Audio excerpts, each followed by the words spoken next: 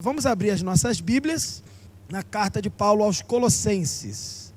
Abra sua Bíblia, por favor, na carta de Paulo aos Colossenses, no capítulo 2, dos versos 6 ao 10. O título desse sermão é Firmados em Cristo, Nossa Suficiência. Eu queria que você repetisse comigo. Vou falar de novo, aí você repete. Firmados em Cristo, Nossa Suficiência. Vamos lá? 1, 2, 3 e já.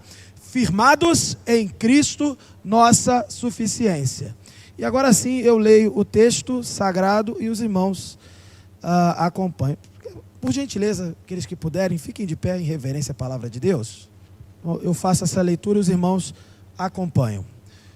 Portanto, assim como vocês receberam a Cristo Jesus, o Senhor, continuem a viver nele, enraizados e edificados nele, firmados na fé, como foram ensinados, transbordando de gratidão.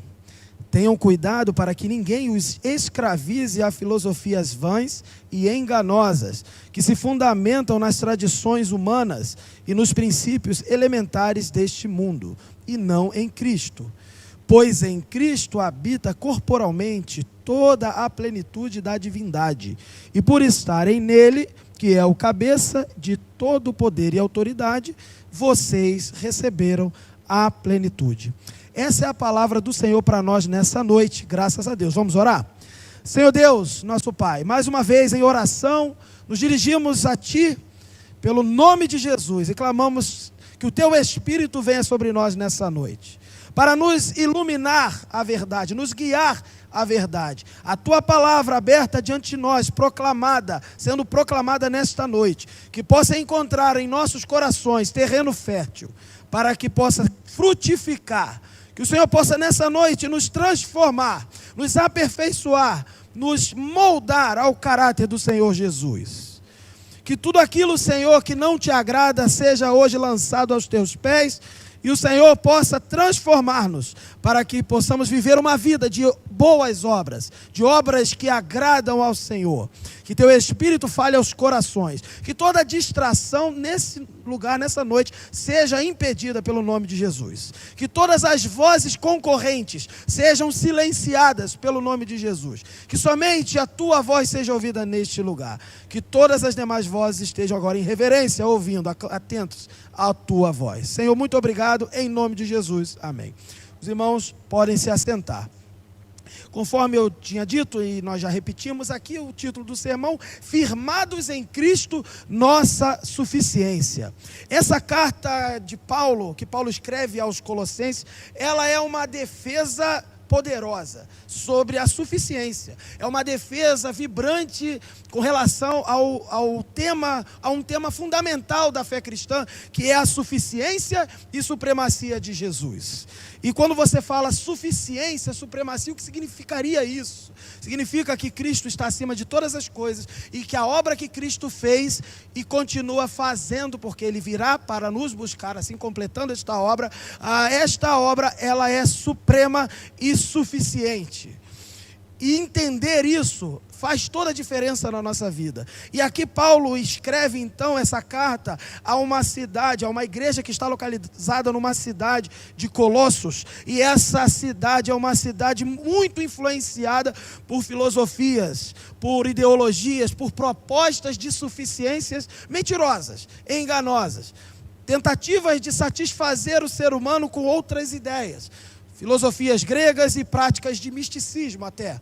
E Paulo ele vai confrontar nesse texto, nessa carta como um todo, essas heresias que diminuíam o Evangelho e que colocavam o Evangelho como uma ideia inferior, uma ideia talvez até já ultrapassada, ou a ideia de algum louco que passou por esse mundo. Não é diferente do que a gente vê por aí hoje. Tem gente que fala isso acerca do cristianismo também hoje. E é interessante que o apóstolo Paulo ele começa no capítulo 1 da sua carta exaltando Jesus. Ele vai dizer que Cristo ele é o Senhor sobre toda a criação e Ele é o Redentor do seu povo. Paulo, quando escreve essa carta, obviamente ele não está de brincadeira, ele está impelido, inspirado pelo Espírito Santo e ele quer aqui demonstrar claramente o poder e a supremacia de Jesus. E ele ressalta que Jesus reconciliou todas as coisas pelo sangue dele, pelo sacrifício dele. E quando a gente chega ao capítulo 2, aqui onde Paulo ele vai agora fazer um apelo, nós já lemos e vamos voltar aqui a atenção para esse trecho, em que Paulo faz um apelo para que os cristãos permaneçam firmes. Portanto, por isso que é o título, né? Firmados em Cristo, firmes em Cristo, combatendo filosofias enganosas, as filosofias que ofereciam essas ideias de satisfação que eram totalmente mentirosas e vãs. Espiritualidades distorcidas, outras práticas religiosas e misticismos de vários tipos. O nosso texto aqui então, que é o capítulo 2, do 6 até o 10, ele é um lembrete poderoso, um alerta poderoso de que em Cristo nós encontramos tudo. Em Cristo nós temos tudo. E tudo o que precisamos, não é tudo o que queremos, tudo o que precisamos para a nossa salvação, crescimento e para a plenitude espiritual, para que sejamos cheios de tudo o que Deus quer que sejamos cheios. E se você e eu, que nós estamos aqui, se alguém aqui está buscando direção para esse ano de 2025, segurança, propósito, buscando um foco mais assertivo para esse ano, então o convite é esse, olhar para Cristo, estar firmado em Cristo. Ele é o fundamento da nossa fé, Ele é a resposta para todas as perguntas, e Ele é a fonte que nos faz sermos plenos e satisfeitos. Bem, o primeiro ponto que eu queria destacar são nos versos 6 e 7. Fique com a sua Bíblia aberta, eu peço que a minha irmã que projeta aí, por favor, deixe os versículos 6 e 7 aí já na posição. Veja aqui comigo, mais uma vez, portanto, assim como vocês receberam a Cristo Jesus, o Senhor, continuem a viver nele. Paulo já dá uma orientação clara, continue, quem já recebeu, continue. E muitas vezes conhecemos pessoas, ou até nós mesmos, né, nos percebemos pessoas que receberam a Jesus, mas na hora das lutas, das tempestades, das adversidades, não continuam, não permanecem, desistem. Um período muito categórico da nossa época recente, que nós vimos isso, foi o período aí chamado período da pandemia, 2020 para cá, né? Ali naquele momento da pandemia, independente de questões e o que era verdade, o que era mentira da época, mas o fato é que havia, sim, uma tremenda de uma tempestade acontecendo no contexto do Brasil, do mundo, e também no contexto da igreja, igrejas de portas fechadas, e pessoas querendo saber se eles podem ir para a igreja, se não pode. Eu mesmo estava com saudade da minha igreja, sendo pastor, com saudade da igreja.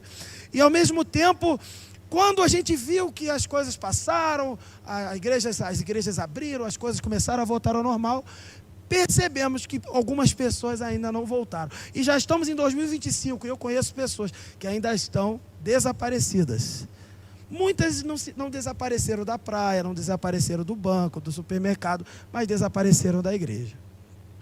O que significa isso? Significa que elas não conseguiram fazer o que Paulo orientou aqui. Se vocês receberam a Cristo, continuem a viver nele. Abandonaram a fé. Elas estão tristes com medo. Não, elas estão adorando a outro Deus. Essa é a melhor resposta.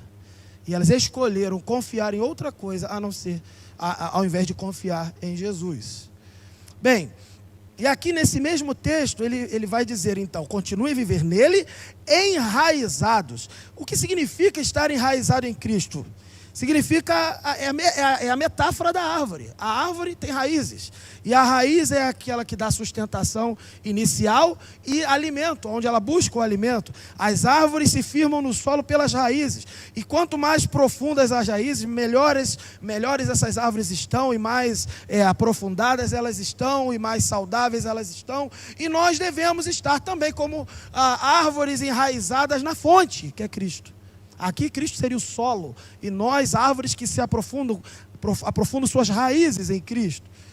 E é muito importante que nós entendamos que não adianta você tentar buscar fonte, ou buscar sustentação em outra fonte.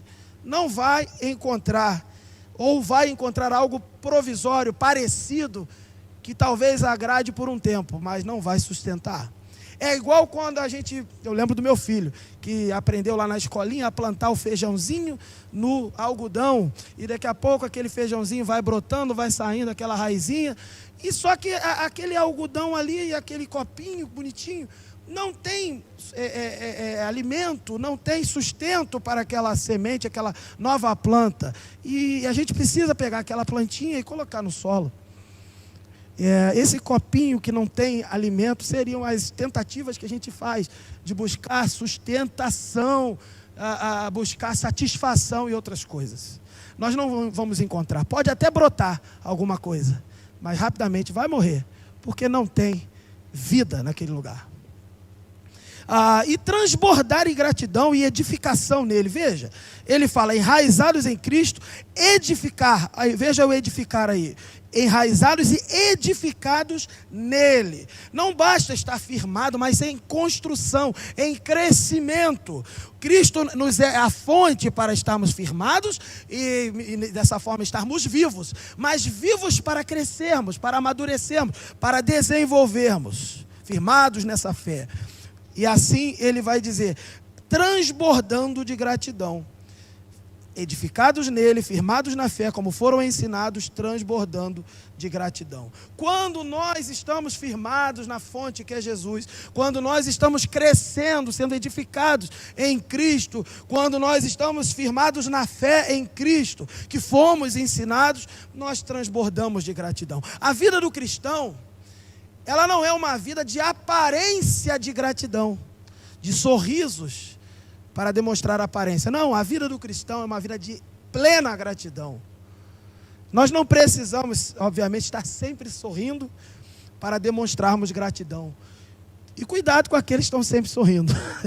Tem alguma coisa esquisita, porque há momentos de chorar. A Bíblia fala que há tempo para plantar, para colher, para rir, para chorar. Mas o nosso coração, independente dos tempos de alegria ou de dificuldade, são sempre de gratidão. A vida do cristão o cristão é aquele que está satisfeito e pleno em Cristo. E ele, mesmo que ele passe por provações terríveis, ele pode responder como Jó, que perdeu todas as coisas e disse, o Senhor deu, o Senhor tomou, bendito seja o nome do Senhor. Por mais difícil que seja, por mais duro que seja o momento, ainda somos capazes de dar graças ao Senhor. Paulo nos lembra em 1 Tessalonicenses também, de darmos graças em todo tempo. Orarmos sem cessar e darmos graças. Não é dar graça como alguém que não percebe o tempo, mas alguém que, apesar do tempo, difícil que seja, sabe que em Cristo nós transcendemos todas as coisas. E por isso podemos dar graças no meio da adversidade.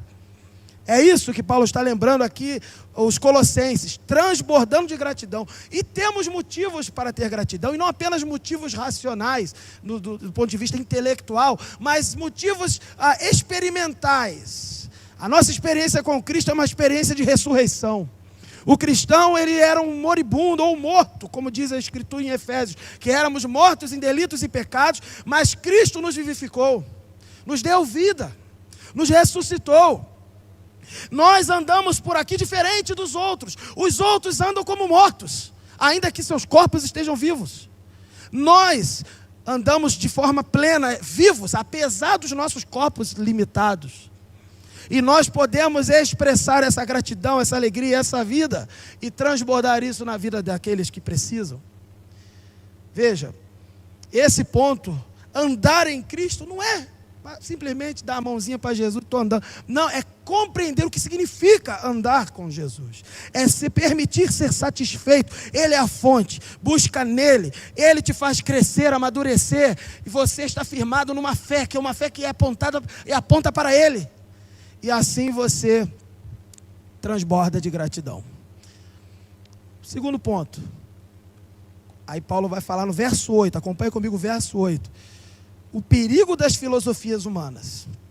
Então, o cristão que vive desta forma, que está atento a andar em Cristo desta forma, ele tem que ter cuidado. Veja o texto. Tenham cuidado para que ninguém os escravize a filosofias vãs e enganosas, que se fundamentam nas tradições humanas e nos princípios elementares deste mundo, e não em Cristo. Aqui, veja bem, irmão, aqui Paulo usa uma palavra bem forte, uma expressão forte. Tenham cuidado. Alguém precisa ter cuidado numa situação que não há perigo? Não, se não há perigo, não tem que ter tanto cuidado. Se está tendo uma declaração, uma expressão, um alerta de tenha cuidado, é porque existe o quê? Perigo. Existe o perigo. E o perigo aqui habita, o perigo aqui reside nas filosofias vãs e enganosas. O perigo de ser escravizado a estas filosofias vãs e enganosas. E ele explica como elas são. São tradições humanas e princípios elementares deste mundo, não estão firmadas em Cristo. O que seria essa filosofia humana? O que seriam essas filosofias, essas ideologias até humanas? São sistemas de pensamento que vão excluir a nossa fonte principal, fundamental, que é Cristo. No caso, se você pensar em Gênesis 1:1, no princípio criou Deus os céus e a terra. No princípio, Deus. Então, a fonte original é Deus. Se não existe no princípio Deus, todas as coisas que vierem depois caem, não se sustentam. Na nossa igreja, no ano de 2024, lá com jovens e adolescentes, nós trabalhamos esse tema, no princípio Deus. Deus é o fundamento de todas as coisas. E sim, as filosofias humanas hoje, atualmente, elas têm realmente sido muito perigosas, muito no lado dos jovens. Os jovens que fazem universidade, que estudam muitas dessas filosofias, coisas desse tipo, elas são perigosas. Mas o maior perigo não está nelas, o maior perigo está em nós, que cedemos para elas. Esse é o ponto. Mas aqui, porque veja bem, quando Paulo fala aqui cuidado, ele não fala cuidado com as filosofias, ele fala cuidado para você não ser escravizado por elas, para você não ser governado por elas. Então a fraqueza não está, o mal em si, nem é que não está na filosofia em si, até que na verdade está também, porque existem mentiras envolvidas, mas o maior mal está no próprio ser humano, pecador ainda, vacilante. O cristão, ele não vive num corpo glorificado, esse corpo glorificado é no último dia. O cristão, ele vive num corpo ainda que tem a presença do pecado. E com esta presença do pecado, que também conflita ali com a presença do Espírito Santo, essa presença do pecado, ela pode sim, ela pode tornar até o mesmo cristão escravo dessas filosofias. Então a fraqueza está em nós, mas a força também está em nós, que somos habitação do Espírito Santo. A força não é oriunda de nós, mas ela habita em nós, por causa de Jesus. Veja, filosofias humanas, sistemas de pensamento que excluem Deus, substituem a verdade bíblica por ideias centradas no homem.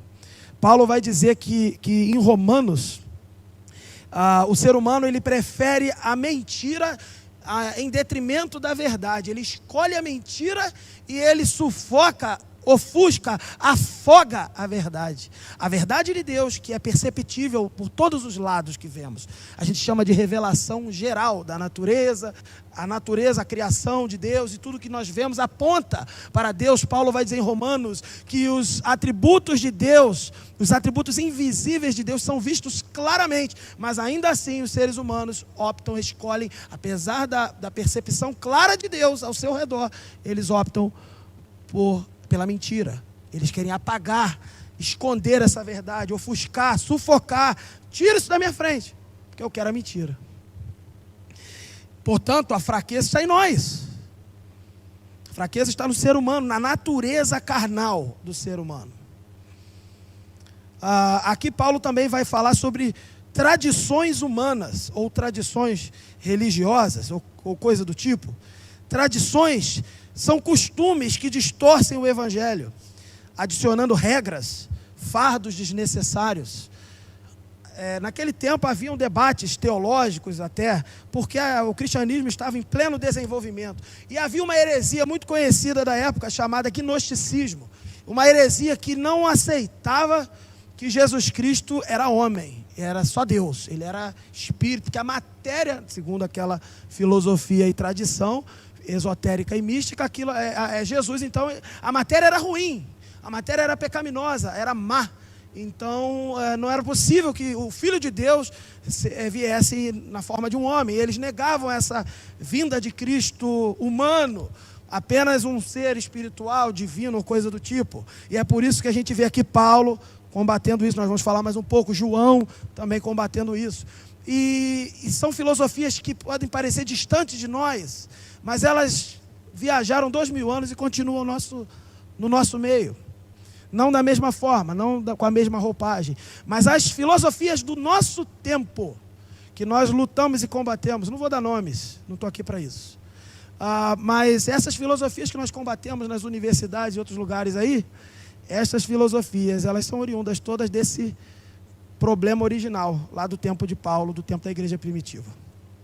Lá, os gnósticos, eles travaram uma grande batalha com os cristãos e foram muito complicados ali de vencê-los. E que a gente esteja atento. Paulo está dizendo, tomem cuidado. Tomem cuidado. Ele fala aqui de princípios elementares do mundo. Valores, aqui eu anotei aqui, valores e prioridades mundanos, que competem com a centralidade de Cristo em nossas vidas. Queridos, princípios elementares do mundo significa as questões do mundo que nós precisamos. Por exemplo, vou dar um exemplo para os irmãos. Eu casei com a minha esposa está grávida, e eu fico preocupado o que eu vou fazer com essa criança. Primeira coisa que eu penso, eventualmente, uma pessoa mundana vai pensar assim, tem que ter saúde, tem que ter lugar para nascer, tem que ter hospital, tem que ter, quando crescer um pouquinho mais, tem que ter uma escola, tem que ter roupa, tem que ter... E a gente vai pensando essas coisas elementares do mundo. Tem que ter comida, alimento, sustento, material. Mas a maior preocupação de um cristão não é isso. A maior preocupação de um cristão, diante, por exemplo, deste exemplo que eu estou dando, seria como que aquele pecador que vai nascer vai ter um encontro com Cristo. É a maior preocupação. A primeira preocupação de um pai quando tem um filho é como eu vou levá-lo para Cristo.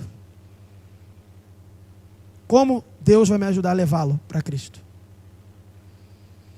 E quando o cristão começa a perceber o que de fato é prioridade, ele começa a ser satisfeito e pleno. Enquanto ele achar que a prioridade é qual a escola que vai estudar, qual o hospital que vai nascer, qual o médico que vai cuidar, tudo isso é legítimo. E aqui, aproveitando o gancho, nós estamos num culto que dá ênfase à ação social. A ação social é ordenada para a igreja. A igreja deve fazê-la. Devemos atender os necessitados. Na Bíblia está lá, os pobres, órfãos, viúvas, são necessitados. E eventualmente entre nós aqui, nós mesmos poderemos estar necessitados destas coisas. Mas essas coisas, diante da Escritura e do Evangelho, nunca foram prioridade. Prioridade sim, amar o próximo, amar a Deus, apoiar, mas a prioridade máxima é a salvação dos perdidos. Antes de nos preocuparmos em dar comida, antes de nos preocuparmos em dar o pão, temos que nos preocupar, e eu sei que esta igreja se preocupa, a dar o pão da vida, que é Jesus. O cristão, ele sabe o que é prioridade. Ele não está perdido nesses princípios elementares. Jesus, quando falou sobre ansiedade, ele disse, não andeis ansiosos sobre o que comer e sobre o que vestir. Ele está falando de coisas elementares desse mundo, comer e vestir. E ele deu exemplos da natureza, de que Deus cuida dos animais, dos pássaros e dos lírios do campo, com relação a comer e vestir.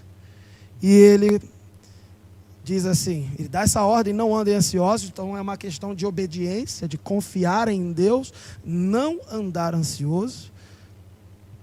Mas eu fiquei doente de ansiedade. Aí, porque cedeu muitas vezes para a ansiedade, pode até adoecer, né? Mas aqui a ordem é não ceder, não ceda para a ansiedade. Confie no Senhor. E ele vai dizer assim, buscai primeiro o reino de Deus e a sua justiça. E as demais coisas, que são os princípios elementares aqui, as coisas de comer e vestir, as demais coisas. Poxa, comer e vestir, isso é fundamental, a gente tem que correr atrás disso. E tem mesmo, dentro da sua prioridade, dentro do seu devido lugar. Mas essas demais coisas serão acrescentadas. Se a gente entender o que para Deus é prioridade, o que para Jesus é prioridade, o que no reino de Deus é prioridade, a gente se percebe satisfeito. A gente percebe que Jesus nos satisfaz. Terceiro ponto, é o último aqui, os últimos 2 versículos, 9 e 10. Plenitude em Cristo. Pois em Cristo habita corporalmente toda a plenitude da divindade. E por estarem nele, que é o cabeça de todo o poder e autoridade, vocês receberam a plenitude. Aqui Paulo vai dizer assim, ele vai demonstrar o seguinte: não adianta correr atrás de outra coisa, não adianta buscar as tais filosofias, não adianta buscar satisfazer em outras fontes, tem que andar em Cristo. Por que tem que andar em Cristo? Que ele começou falando andar em Cristo, está firmado em Cristo. Por quê? Porque em Cristo habita, está aqui 9, corporalmente toda a plenitude da divindade. É por isso que nós devemos andar em Cristo, é por isso que nós devemos buscar em Cristo toda a satisfação, porque Ele é a fonte, Ele tem toda aquilo que nós necessitamos, porque nele, segundo aqui o texto, habita corporalmente toda a plenitude da divindade. E aqui ele deixa claro, para dar uma cutucada nos gnósticos que eu falei, nos que gostavam do espírito, mas não gostavam da matéria, ele deixa claro aqui que Jesus é 100% Deus e 100% homem. Em Cristo habita corporalmente, ou seja, homem. O que é toda? Tudo. Toda a plenitude. Então ele faz uma redundância aqui, um pleonasmo. Toda a plenitude, para não dizer assim, não falta nada. Ele não é um semideus, ele não é um quase Deus. No corpo humano de Jesus habita tudo. Tudo do ser de Deus. Toda a plenitude da divindade. E essa divindade é o ser de Deus, o ser infinito de Deus, o Deus que o próprio Paulo vai dizer em Timóteo que habita em luz inacessível e se torna acessível a nós enquanto é demonstrado e declarado como Deus conosco. Em Cristo habita o ser de Deus, a plenitude da divindade. E é por isso que devemos andar em Cristo, estar firmados em Cristo, confiarmos em Cristo, estarmos seguros nele. Ainda que os nossos olhos não vejam, pela fé permanecemos. Somos plenos e satisfeitos. Ainda que a nossa barriga esteja vazia com fome, o nosso coração está saciado. É como o Salmo 23, que diz: o Senhor é meu pastor e nada me faltará. E uma melhor tradução quer dizer: nada terei falta. Ainda que possa faltar momentaneamente, por algum motivo, miraculosamente, eu não tenho fome, eu não tenho sede, porque eu estou sendo cuidado por Ele, que é pastor e cuida de mim. E é por isso que eu posso andar no vale da sombra da morte. Posso, sim, porque eu não preciso temer, porque Ele está comigo. O vale é de morte, irmão. Vai ter momentos que vai faltar, que vai ter dor, que vai ter tristeza. Mas não precisamos temer, Ele está com a gente. Ele satisfaz cada necessidade da nossa vida. Vai ter momentos que você vai pedir tanta coisa e Ele não vai te dar. Sabe o que você deve fazer? Obrigado, Senhor, porque eu não sei pedir. O Senhor não está me dando porque provavelmente era ruim.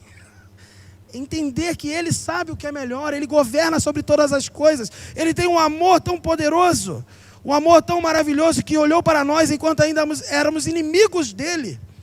Ele nos amou. Não tínhamos nada para motivar esse amor dEle, mas Ele nos amou porque decidiu nos amar. Porque Ele nos amou nele mesmo. Ele olhou para si mesmo: eu vou amar. Ele não olhou para a gente, olhou para Ele. Ele não olhou para a nossa cara de necessidade, não olhou para o nosso choro. E não é que a gente não possa chorar, chore na presença de Deus. O melhor lugar para chorar é na presença dEle. Mas a gente não tem como motivar o nosso Deus. O nosso Deus, Ele é automotivado nele mesmo. Porque se dependesse da gente falar alguma coisa certa para Deus, explicar o que a gente está passando, nem explicar a gente sabe. A gente nem sabe o que a gente está passando. A gente nem sabe dizer para Deus qual é o nosso problema. Ele é que diz o pecado. Então é preciso entender o quão perfeito é o nosso Deus e esse plano de cuidar de nós, de estar conosco, de nos edificar. E agora aqui, então, uma preocupação de Paulo, que é nossa responsabilidade. Somos guiados pelo Espírito Santo, somos levados e motivados pelo Espírito Santo, somos capacitados pelo Espírito Santo para andarmos em Cristo. É uma responsabilidade nossa. Mas ainda que seja uma responsabilidade nossa, é uma ação totalmente de Deus, o Espírito Santo agindo em nós. E aqui ele deixa claro que essa habitação de Cristo não é uma habitação provisória. Essa palavra habitação aqui, querido, em Cristo habita corporalmente. Essa palavra habitação aqui, existem algumas palavras no grego, e duas aqui para a gente exemplificar, que falam sobre habitação. Katoikel e paroikel. Eu quero saber de grego não, pastor, eu quero saber da palavra. Tudo bem, só para você entender. Paroikel é que dá origem àquela palavra conhecida na nossa língua, paróquia. E ela significa habitação provisória ou uma instalagem ou coisa do tipo. Por isso que as igrejas católicas chamam de paróquia, né? Por que eles chamam de paróquia? Porque eles vão entender que a igreja ali, o local de reunião da igreja é provisório até o dia que estarão com o Senhor, né? De certa forma, essa abordagem não está errada. E a outra palavra é katoikel. Katoikel é uma palavra que significa habitação permanente. Aí eu pergunto, e eu mesmo respondo, qual foi a palavra que Paulo usou aqui? Paroikel, habitação provisória, ou katoikel? Em Cristo habita de vez em quando, Deus está ali no corpo dele, ou totalmente, ou permanentemente? Permanentemente. A palavra que Paulo usa é katoikel. Isso faz toda a diferença. Cristo, ele é Deus para todo sempre. Um dia veremos face a face, e o Senhor diz, o próprio Paulo em 1 Coríntios 13, quando fala sobre o amor, hoje vemos em parte e depois veremos face a face. Esse face a face é o Cristo, que katoikel, que habita nele toda a plenitude da divindade. Cristo, ele não é apenas uma figura histórica. Entender que devemos andar nele, que entender que ele é a nossa fonte, é entender que ele não é apenas um ser que viveu nesse mundo. Que legal, viveu igual Maomé viveu, igual outros seres aí interessantes aí viveram. Não, Cristo não é apenas histórico. Cristo não é apenas um profeta. Ele é o próprio Deus encarnado. Cristo não foi uma pessoa que viveu e morreu apenas, foi uma pessoa que nasceu, viveu, não pecou, agradou a Deus de forma plena, morreu sem ter culpa diante dos homens e sem ter culpa diante de Deus, mas ainda assim recebeu toda a culpa do povo que ele iria salvar, todos nós. E ele morreu, e não apenas morreu, mas ele ressuscitou, venceu a morte. E agora, a partir disso, aquele que crê em Cristo também ressuscita. Ele não é qualquer pessoa. Ele é aquele que está acima de toda a majestade. A Escritura vai dizer que não há nome maior do que o nome de Jesus. Entender que Jesus me satisfaz e te satisfaz é entender qual o tamanho desse Deus, um Deus infinito. Qual o tamanho dessa grande obra, desse grande amor, desse grande e ousado amor, que não olhou para a nossa inimizade, mas olhou para a promessa de salvar para a sua própria glória. O que vemos nesse texto aqui 9 e 10 é que Cristo é suficiente para a nossa vida. Nós não precisamos buscar fora dele o que só ele pode oferecer. Talvez você esteja tentando buscar no dinheiro, no passeio, nas férias. Tem gente que fica lá na mídia social, aí olha a vida, as fotos bonitas das pessoas na internet e acha que está todo mundo feliz e satisfeito e pleno com aquelas fotos. Aquela foto tem uma fração de segundo da vida da pessoa. E o que tem antes da vida daquela pessoa? E o que tem depois? Tem gente que briga, fulano, por que a gente não faz uma viagem dessa? E começa a brigar a família porque viu uma foto. E nem sabemos se a foto é verdadeira hoje em dia, né? Com inteligência artificial. A gente tem que começar a prestar atenção. Que a realidade ela é muito mais profunda do que ficar vendo coisinha na internet. A realidade é que estamos vivendo num mundo mau. Num mundo que está morrendo e sofrendo por causa do pecado. E devemos sim ajudar os pobres e necessitados, levar o pão. E junto com o pão, levar o pão da vida, pregar o evangelho a toda criatura. Devemos viver uma vida de crescimento. Uma vida de aprofundamento na presença do Senhor. Uma vida de pessoas que não estão buscando as coisas fúteis desse mundo, mas buscando o que é fundamental e principal, Jesus Cristo. Cristo é suficiente para você, meu querido. A gente não precisa buscar em outro lugar. É como aquele encontro de Jesus com a samaritana. Lembra da mulher samaritana em João 4? Em que ele disse para ela, essa água que você vem pegar desse poço, ela acaba, mas eu tenho uma água que não acaba. Aquele que busca no Senhor a água da vida, esse está saciado.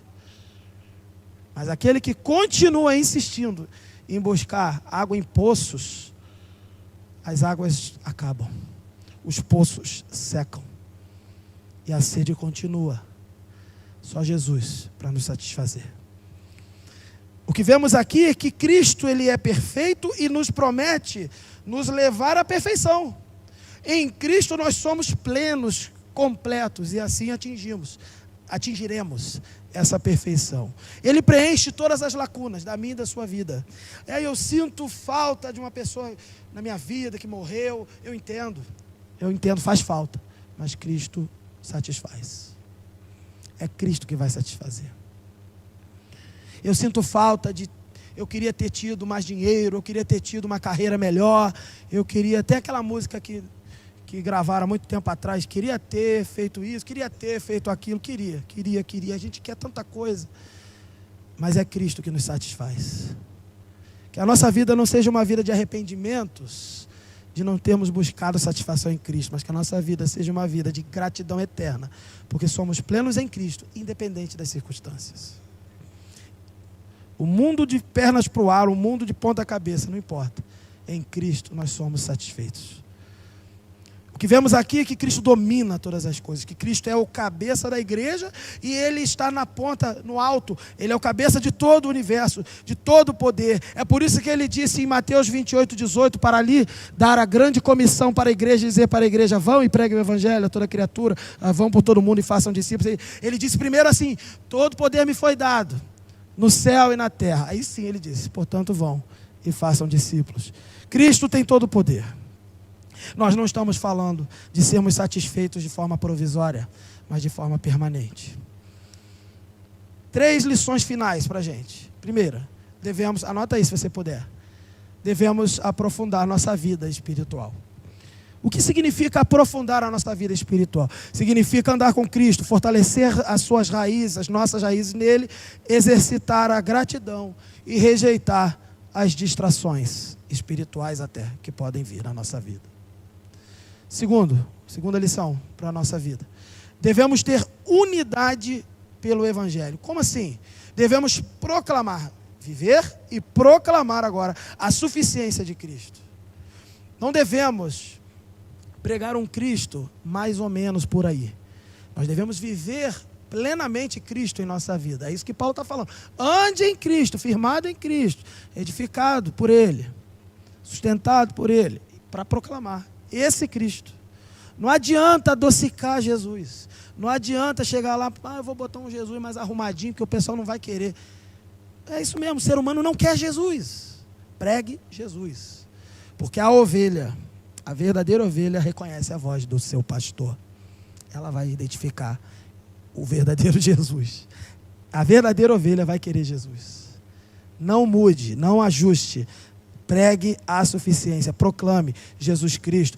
É uma palavra para você, líder desta igreja que prega, que ensina. Pregue Jesus. Não pregue filosofia, pregue Jesus. Não tente parecer intelectual para agradar o jovem, que o jovem acha legal. Pregue Jesus. Viva Jesus. Jesus viveu e pregou e ensinou. Ele caminhou com os discípulos e ensinou eles. Faça isso, líder.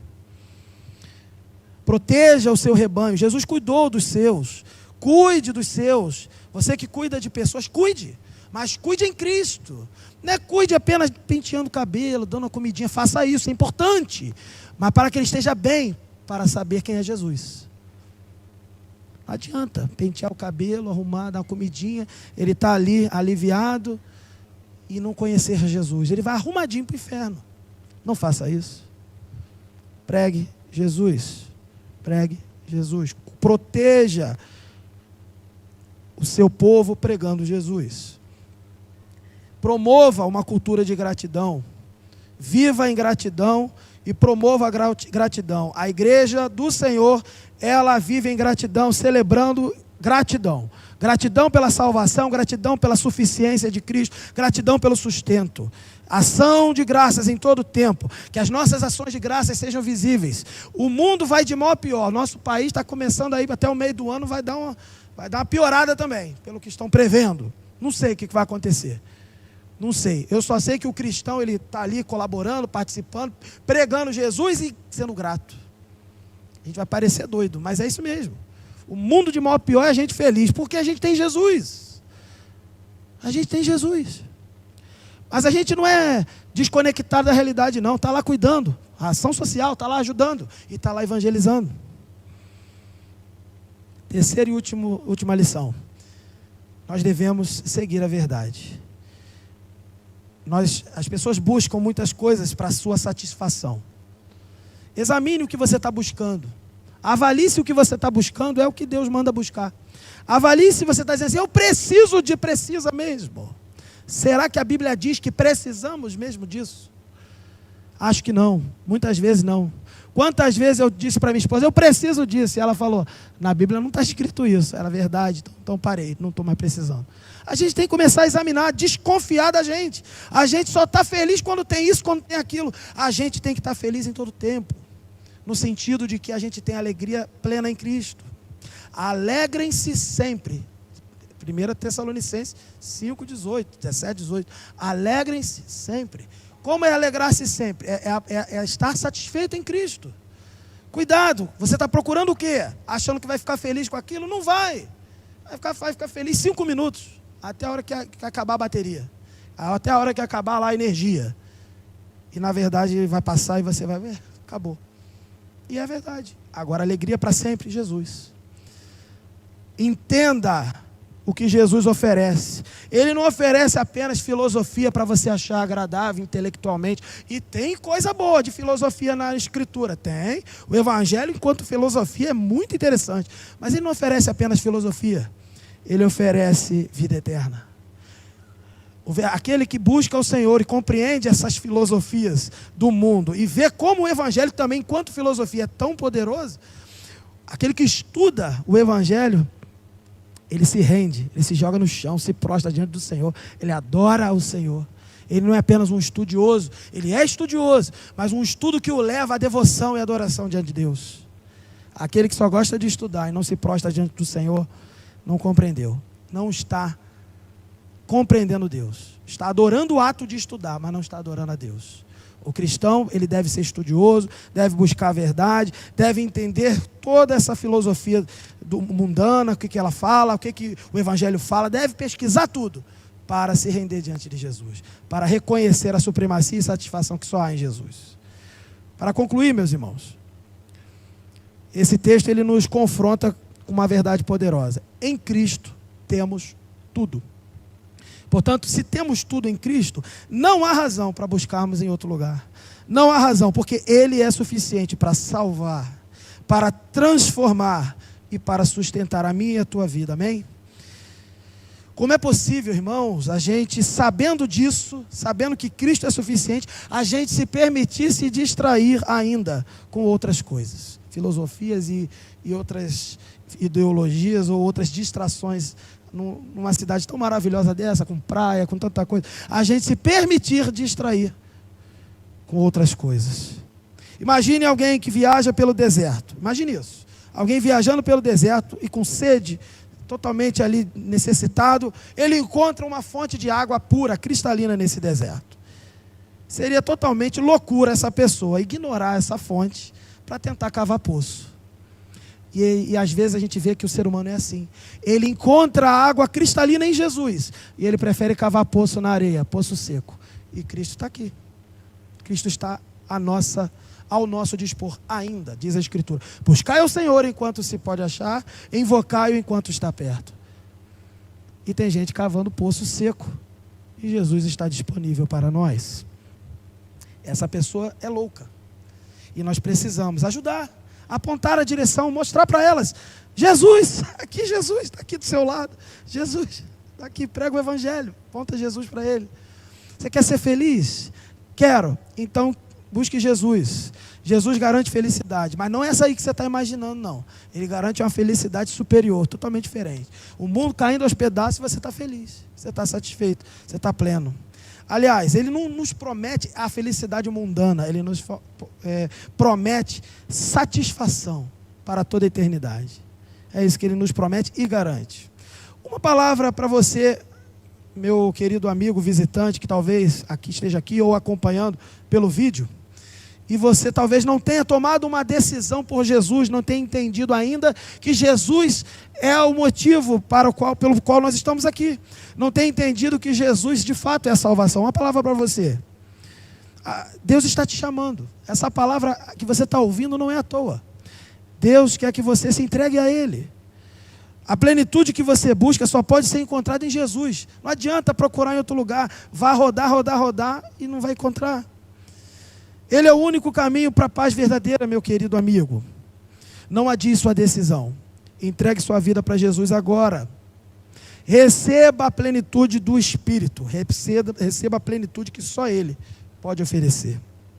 E uma última palavra para nós aqui cristãos, que temos certeza de Jesus Cristo na nossa vida. Será que nós temos vivido como alguém que se sente, se diz, se entende satisfeito em Cristo? Será que estamos assim, vivendo assim? Ou nós temos permitido que filosofias e ideias mundanas, valores equivocados enfraqueçam a nossa fé? Precisamos estar atentos a isso. Faça essa reflexão hoje. Hoje é o dia de você e eu reafirmarmos a nossa confiança nele, de enraizarmos a nossa vida ainda mais profundamente na verdade do Evangelho. Chega de vivermos uma vida fútil, chega de vivermos uma vida mais ou menos. Não existe mais ou menos no Evangelho. Ou você segue Jesus ou você está fora. Que seja hoje a noite de nos aprofundarmos, nos entregarmos plenamente a esta verdade do Evangelho. E que a gente possa abandonar toda a nossa dependência de coisas que não satisfazem. Você está buscando o que para esse ano? Você pediu o quê? Eu estou sonhando com um casamento, eu estou sonhando com um filho, uma gravidez. Eu estou sonhando em passar num concurso, eu estou sonhando com um emprego novo. Eu estou sonhando com aprovação no vestibular. Eu não sei com o que você está sonhando, mas antes de sonhar com essas coisas, sonhe com Jesus. Sonhe com o reino de Deus e a sua justiça. E essas coisas, demais coisas serão acrescentadas. Serão, meus irmãos. Eu conheço inúmeros testemunhos de pessoas que enquanto correram atrás destas coisas, não conseguiram nada. Mas quando se despiram dessas coisas, desistiram de correr atrás disso e correram atrás apenas de Jesus. Até essas coisas foram acrescentadas. Vale a pena seguir Jesus. Perca tudo por Jesus.